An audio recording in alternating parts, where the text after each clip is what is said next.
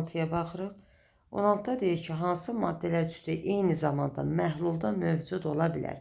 Yəni, mövcud ola bilər o deməkdir ki, bu iyonlar arasında reaksiya getmir.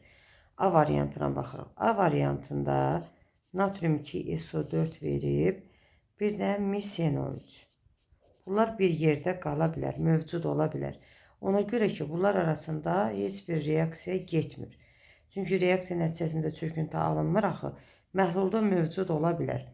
Ancaq o maddələr bir yerdə qala bilmir ki, onlar arasında reaksiya gedir. Məsələn, B variantından alınır kalsium xlor 2, bir də su alınır. C variantından alınır natrium 2SO4, su. D variantından gümüş klorid, bir də kalsium NO3 2 dəfə. E variantında mis 2 hidroksid alınır, bir də kalium xlorid. Burada olur cavab A variantı. 17-yə baxırıq. 17-də qurğuşun 2 nitrat verib, qurğuşun NO3 2 dəfə. Üzərinə natrium sulfat gəlirik, natrium 2SO4 və deyir bunların qarşılıqlı təsirindən hansı iyonlar arasında reaksiya gedir. Buradan alınır qurğuşun SO4, bir də natrium NO3. Bunu tam iyon şəklində yazım, tam iyon təlini yazım. Qurğuşun 2 müsbət, üstə gələk NO3 mənfi, üstə gələk 2 natrium müsbət, üstünə gələk SO4 2 mənfi. Alınır qurğuşun SO4, o iyon ayrılmır çünki çöküntüdür. 2 natrium müsbət, 2 NO3 mənfi. Baxaq, natrium reaksiyaya necə daxil olub, o cürdə ayrılıb. Sonra NO3 necə daxil olub, o cürdə ayrılıb. Hansı iyonlar arasında reaksiya gedir? Qurğuşunla SO4 arasında. Yəni, hansı iyonlar çöküntü verirsə, o iyonlar arasında da reaksiya gedir. Cavab olur E variantı. 18. Kalium hidroksid. Üzərinə gəlirik xlorid turşusu. Alınır nə? Kalium xlorid və su alınır. Məhlullarını deyir qarışdırdıqda hansı iyonlar arasında reaksiya gedir? Burada reaksiyanın getmə səbəbi suyun alınmasıdır. Tam iyon təlini yazaq. Kalium müsbət, üstə gələk OH mənfi, üstə gələk H müsbət, xlor mənfi. Alınır kalium müsbət, xlor mənfi. Su isə iyona ayrılmır. Zəif elektrolit iyona ayrılmır. Olduğu kimi qalır. Kalium necə ayrılıb, o cürdə alınıbdır. Xlor necə reaksiya daxil olub, o cürdə ayrılıb. Deməli, reaksiyanın getmə səbəbi nədir? OH iyonları ilə H iyonlarının qarşılıqlı təsirindən suyun alınması. OH ilə H. Cavab olur burada B variantı. 19-a baxırıq. 19-da deməli, dəmir 2 xlorid verib bizə. Duzunun tərkibindəki iyonlar məhlulda hansı maddələrin köməyi ilə təyin olunur? Deməli, burada dəmir 2 müsbət iyona ayrılır. Bir də dəmir 2 müsbət, bir də xlor iyona ayrılır. Dəmiri OH ilə təyin edirlər. Deməli, dəmir 2 hidroksid qonurlaşan yaşıl çöküntü verir. Xloru da deməli, gümüşlə təyin etmək olur, qurğuşunla təyin etmək olur, civə ilə təyin etmək olur. Deməli, baxırıq variantlarımızda buna uyğun gələn natrium hidroksiddir. Deməli, OH ilə təyin edə bilərik. Bir də gümüş NO3-dür. Gümüşü də, yəni xlorla və yaxud da xloru da gümüşlə təyin edə bilərik. Burada olur cavab B variantı. 20-yə baxırıq. Deməli, kalsium xlor 2 verilib. Üzərinə bilmirəm hansı duz gəliblər və nəticədə kalsium karbonat alınır. Biz də öyrənmişik ki, duzla duz reaksiya getməsi üçün hər ikisi həll olan olmalıdır. Duzun biri kalsium xlor 2-dir. Bu həll olandır. Və üzərinə də həll olan duz gəlməliyəm. Baxın, A, B, C, bir də E variantında. Karbonatların hamısı çöküntüdür. Yəni, bunların heç biri reaksiya gedə bilməz. Kalium karbonat reaksiya gedər. Çünki bu həll olandır.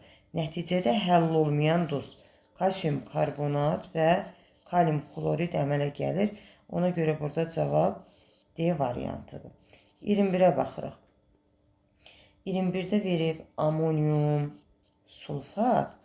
Üzərinə gəlməliyəm hər hansı bir duzu və nəticədə amonium xlorid almalıyım. Deməli, tərkibində xlor olan bir birləşməni yəni axtarıram. Ona görə ki, amonium xlorid alınıbdır. Və elə bir duz götürməliyim ki, həm o həll olan olsun, həm də ki, nəticədə bir çöküntü versin. Məsələn, kalium xlor götürsəm, burada çöküntü alınmaz. Yəni, hər ikisi həll olanda, nəticədə də həll olan duzlar əmələ gəlir. Sink xlorid götürsəm, yenə də çöküntü yoxdur, alınmır. Gümüş xlorid özü çöküntüdür. Ancaq barium xlorid götürsəm, barium sulfatla çöküntü verir. Alınır buradan barium sulfat, bir də amonium xlorid. Burada cavabımız olur D variantı. 22-yə baxırıq. Deməli, burada natrium xlorid, gümüş nitrat alınır. Gümüş xlorid, çöküntü. Natrium NO3. Mübadilə reaksiyasının qısa iyon tənliyini göstərir. Qısa iyon tənliyi bu reaksiya üçün çöküntünün alınması ilə gedən reaksiyadır.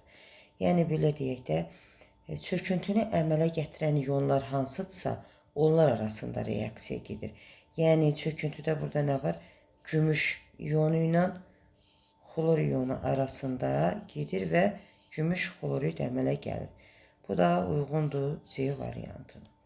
23-ə baxırıq. Hansı reaksiya tənliyində çöküntü doğru göstərilmişdir? Birincidə barium sulfat çöküntüdür. Deməli, 1 doğrudur. İkincidə kaliumun bütün duzları həll olur. O çöküntü deyil. Bu səhvdir. Gəlir üçüncüyə. Üçüncüdə gümüş xlorid çöküntüdür. Dördüncüyə baxırıq. Dördüncüdə natrium sulfat alınır. Natriumun bütün duzları həll olur. O çöküntü deyil. Deməli, 23-də cavab olur 1, 3. Cavab E variantı. 24-ə baxırıq. Hansı reaksiya tənliyində çöküntü doğru göstərilmişdir? Birinciyə baxaq. Birincidə, deməli, mis nitrat veribdir. Mis nitrat çöküntü deyil. Bu səhvdir. Nitrat üçün bütün duzları suda həll olur. İkinciyə baxırıq. İkincidə kalium xloridi çöküntü veribdir. Bu da səhvdir. Çünki kaliumun bütün duzları həll olur. Üçüncüyə baxaq. Üçüncüdə barium sulfat doğrudur, bu çöküntüdür. Dördüncüyə baxırıq. Dördüncüdə də sink orta fosfat, bu da çöküntüdür. Çünki orta fosfat turşusunun natrium, kalium, amonium duzları həll olur. Qalan isə həll olunur. Bizdən də soruşur ki, çöküntü doğru göstərilmişdir. Deməli, 3 ilə 4-də çöküntü doğrudur. Cavab olur D variantı. 25-ə baxırıq. Hansı reaksiya tənliklərində çöküntü səhv göstərilmişdir?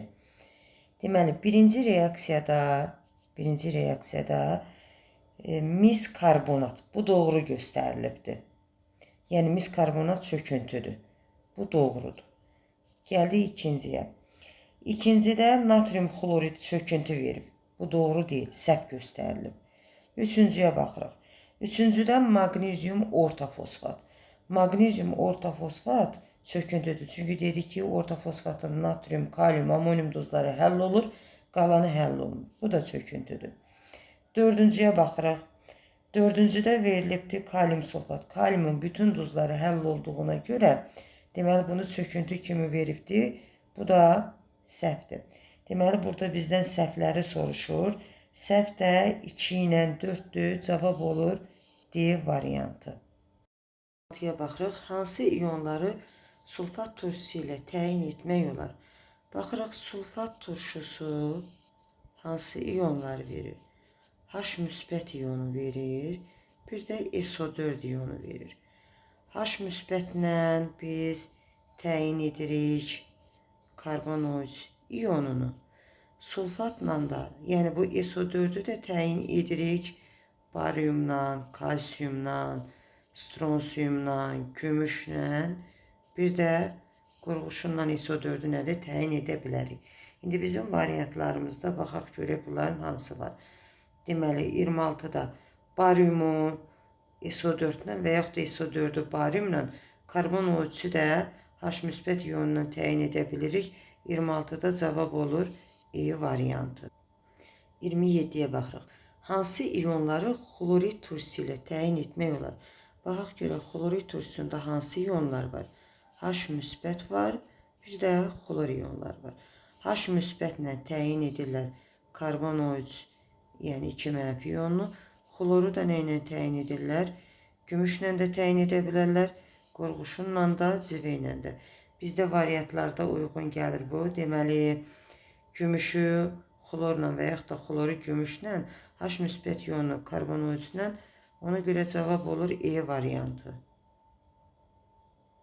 28-ə baxırıq. Hansı reaksiya qaz əmələ gəlməsi ilə axıra qədər gedər? A variantında məhsul olaraq nə əmələ gəlir? Kalsium karbonat, bir də su əmələ gəlir. Deməli, A'dan qaz əmələ gəlmir. B variantından alınır barium karbonat, çöküntü. Bir də natrium hidroksid alınır. Buradan da qaz əmələ gəlmədi. C variantından alınır natrium karbonat və su alınır. Suyun əmələ gəlməsinə görə reaksiya gedir. Sonra D variantından alınır kalium 2, SO4, H2, silisium O3. Bu çöküntüdür deyə silikat turşusu.